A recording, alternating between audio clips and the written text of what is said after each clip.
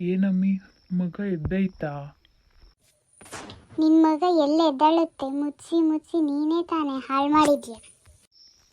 ಅಲ್ಲ ಕಣಮ್ಮಿ, ಮಗ ತವ್ರ ಮನೇಲಿ ಇರೋವರೆಗೂ ತಾನೇ ಸುಖವಾಗಿರೋದು. Mummy coffee. ಓಹೋ, ಮಹಾರಾಣಿ ಎದ್ಲು. ಬೇಗ ಎದ್ದು ರಂಗೋಲಿ ಹಾಕಿ ಅಟ್ಟಿ ಕಸ ಗುಡಿಸಿ ಅದೆಲ್ಲ ಇಲ್ಲ ಮಹಾರಾಣಿಗೆ. ಇವಾಗ ಎಚ್ಚರಿಕಾಯ್ತೇನೋ.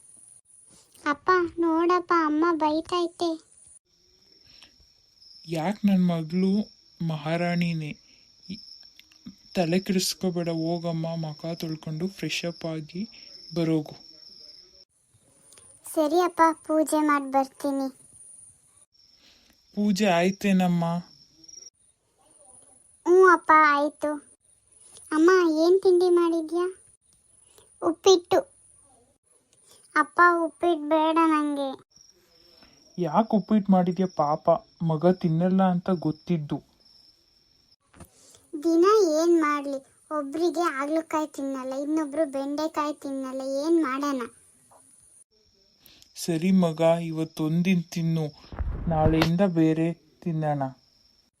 ಅಪ್ಪ ತಿನ್ಬೇಕಾ?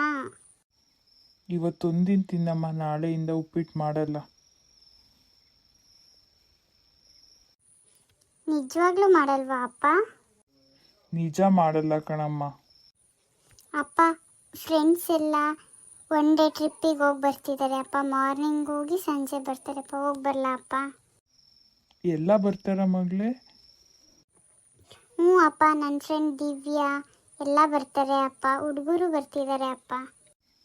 ಬೇಡಮ್ಮ, ಹುಡುಗರೆಲ್ಲ ಬಂದರೆ ಮುಂಚೆ ಹಂಗಿಲ್ಲ ಇವಾಗ ಜಗತ್ತು. ಹಂಗೇನಿಲ್ಲ ಅಪ್ಪ, ಎಲ್ಲ ಫ್ರೆಂಡ್ಸು. ಹೋಗಿ ಬರ್ತೀನಿ ಅಪ್ಪ, ಪ್ಲೀಸ್. ಸರಿನಮ್ಮ, ಹೋಗ್ಬಾ, ಹುಷಾರು. ನಿನ್ನ ಎಚ್ಚರಿಕೆಯಲ್ಲಿ ನೀನಿರು.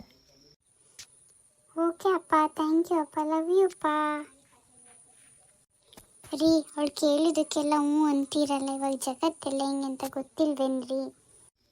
ನನ್ನ ಮಗಳು ಬುದ್ಧಿವಂತೆ ಕಣೆ, ಹಂಗೇನೂ ಆಗಲ್ಲ. ಅವಳು ಎಚ್ಚರಿಕೆಯಲ್ಲಿ ಅವಳು ಇರ್ತಾಳೆ. ಸರಿ, ಏನಾದರೂ ಮಾಡ್ಕೊಳ್ರಿ.